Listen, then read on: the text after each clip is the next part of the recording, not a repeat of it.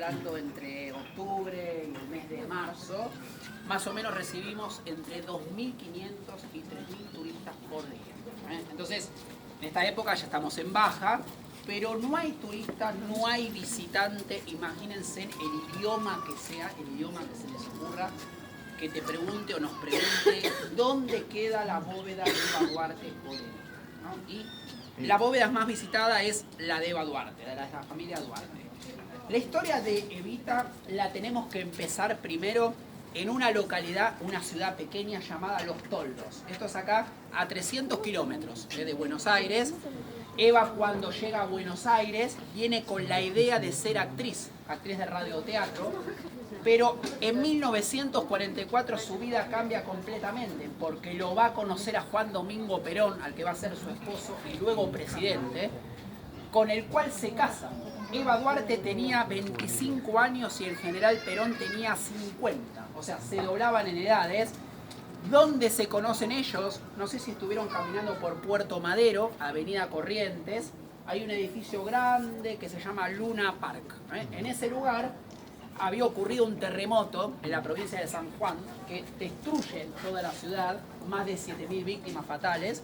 Entonces, para reconstruir la ciudad se armó un evento solidario ahí en el Luna Park donde van a acudir Juan Perón y Eva Duarte. Cuando se casan ellos dos, los dos van a llegar al gobierno, 1946, porque va a ser la llegada de un movimiento que se llamó el peronismo, aquí en Argentina. Eva Duarte va a asumir como primera dama al lado del presidente Perón, va a crear una fundación de objetivo social, la Fundación Eva Duarte de Perón, una fundación cuyo objetivo estaba puesto en lo social, las clases medias bajas, y además Eva va a firmar, mediante el presidente Perón, un proyecto que va a ser aprobado por unanimidad en el Congreso Nacional, que es la ley del voto femenino, para que la mujer pueda votar en una elección presidencial. El proyecto venía del Partido Socialista. Había una gran mujer que impulsaba el voto femenino con otro grupo de mujeres, que se llamaba Alicia Morodo Justo, que hoy tiene el principal avenida de Puerto Madero, tiene su nombre. Ahora, ¿qué pasa? Eva Duarte y Juan Perón tenían mucho apoyo político y social. La idea del peronismo, del PJ, fue que Perón sea reelecto, o sea, el segundo periodo de Perón como presidente, pero en la segunda parte de Perón como presidente, llevar como candidata a vicepresidencia, o sea, como vicepresidente de la nación, a Evita. O sea, que una mujer tuviera la posibilidad de llegar a un cargo político, pero además una figura fuerte. La fórmula estaba preparada, o sea, se iba a presentar Juan Domingo Perón presidente, María Eva Duarte vicepresidente.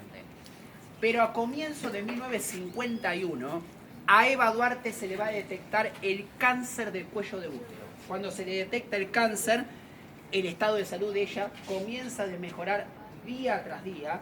Ella va a estar convaleciente, acá muy cerquita de donde estamos nosotros. No sé si fueron para el barrio de Palermo, hay un edificio que es la Biblioteca Nacional. En ese lugar vivía Juan Perón con Eva Duarte. Estaba la residencia presidencial, o sea, la vieja residencia, y Eva Perón estaba convaleciente ahí. Va a ser atendida por un gran médico, el doctor Ricardo Finocchieto, que es el que la atiende en la primera parte, que tiene el nombre de una calle de Barraca, no me acuerdo.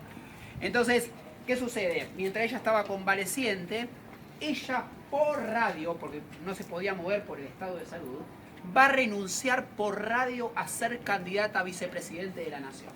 Se lo conoce como renunciamiento histórico. Esto va a ser un 31 de agosto de 1951. Entonces, cuando Eva renuncia, el estado de salud de ella desmejora progresivamente, día tras día, hasta que Eva Duarte muere. Cuando Eva muere, muere con 33 años. El velatorio, el funeral de Eva, que fue en el Congreso Nacional, no sé si fueron por la Avenida de Mayo, el edificio grande, Congreso, Palacio Legislativo, Poder Legislativo. En ese lugar, el velatorio que tenían pensado que iba a durar un día solo, terminó durando 14 días continuados, o sea, un día tras otro, porque era tanta la cantidad de gente que iba a la capilla a despedirla, que se agotaron todos los cortejos florales de la Argentina. Se tuvo que pedir a los países limítrofes para ese momento. Terminado el funeral, terminado todo ese protocolo, en una cureña, en un carro, el féretro va a ser enviado a un edificio llamado CGT. La CGT es la Confederación General del Trabajo, la central de los sindicatos. Y en el segundo piso, como era la voluntad de Eva descansar en ese lugar, un médico de origen español, que se va a llamar Pedro Ara, anatomista, va a hacer el proceso de tratamiento del cuerpo de Eva. A Eva no se la embalsamar, que ahora les cuento cuál es la diferencia. ¿Qué sucede? Pedro Ara, este médico anatomista, no le tocó ningún órgano. Mejor dicho, a Eva ya le faltaba un órgano, que es el apéndice, que le fue retirado antes, ya sufrió una operación, antes que se le detecte el cáncer. Ara no le tocó ningún órgano. Lo que va a hacer Ara es lo siguiente. Ya el cuerpo deshidratado de Eva, Ara a las arterias lo que le va a inyectar es parafina. Porque la parafina lo que hace es hacer que el cuerpo quede duro, como prácticamente una muñeca de mármol, pero uno cuando lo ve de lejos parece como si fuera plastificada. O sea, bien, ese proceso va a durar, claro, ha pasado, claro, ese proceso va a durar 1 día y medio. ¿Cuál es la diferencia con embalsamar? El proceso para embalsamar es totalmente distinto, porque uno para embalsamar tiene que cortar, tiene que abrir, tiene que retirar las llamadas vísceras y rellenar. La diferencia es cuerpo completo. A Eva no le tocó ningún órgano. Por eso nosotros decimos que el cuerpo de Eva está parafinado y no embalsamado. Que esa es la diferencia que hay por el proceso que yo les comenté. Termina ese proceso, el féretro queda en la CGT, golpe militar contra el general Perón. Perón se tiene que exiliar en España, termina en Puerta de Hierro. Los militares ocupan el gobierno, van a ir a la CGT porque venían con el lema de desperonizar al argentino, o sea, había que retirar todo lo que está asociado a peronismo.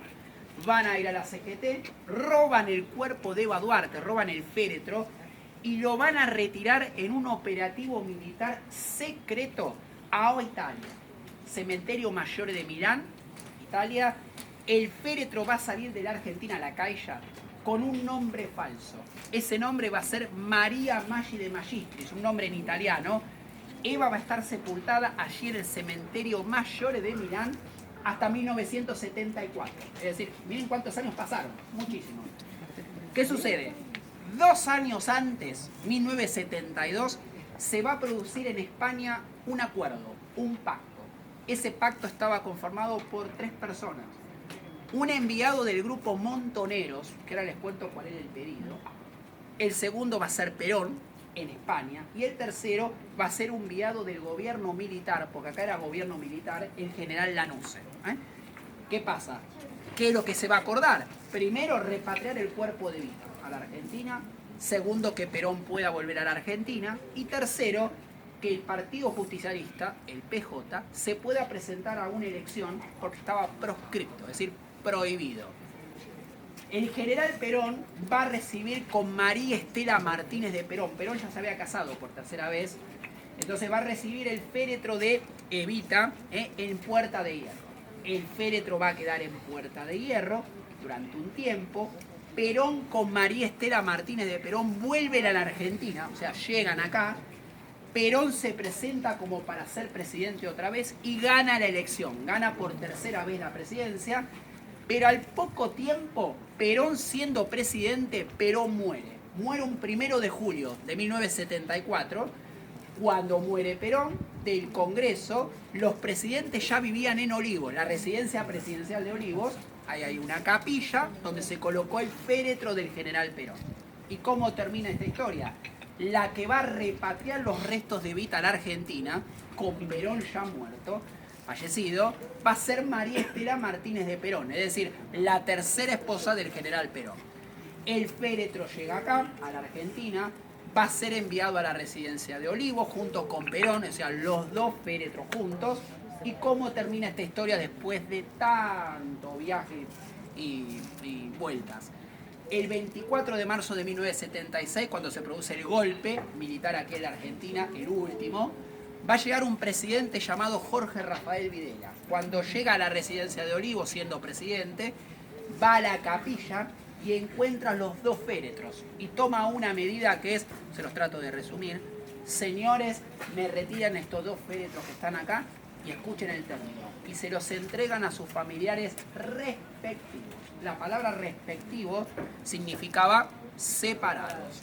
Evita vino acá porque una de las hermanas de Eva, que se llamaba Elisa Duarte, estaba casada con un militar y terrateniente, Alfredo Arrieta, y tenían bóveda acá en el cementerio de Recoleta.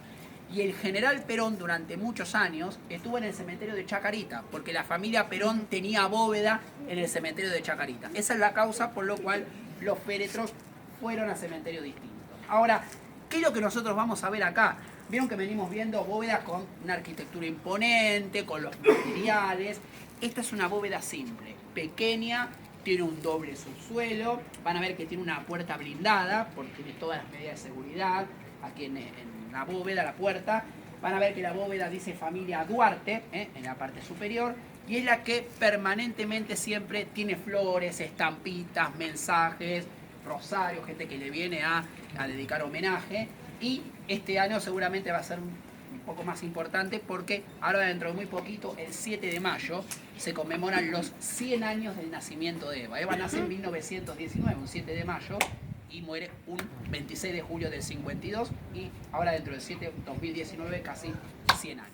Pasamos por la bóveda, por la puerta, pues le cuento un poquito más. Vamos por aquí.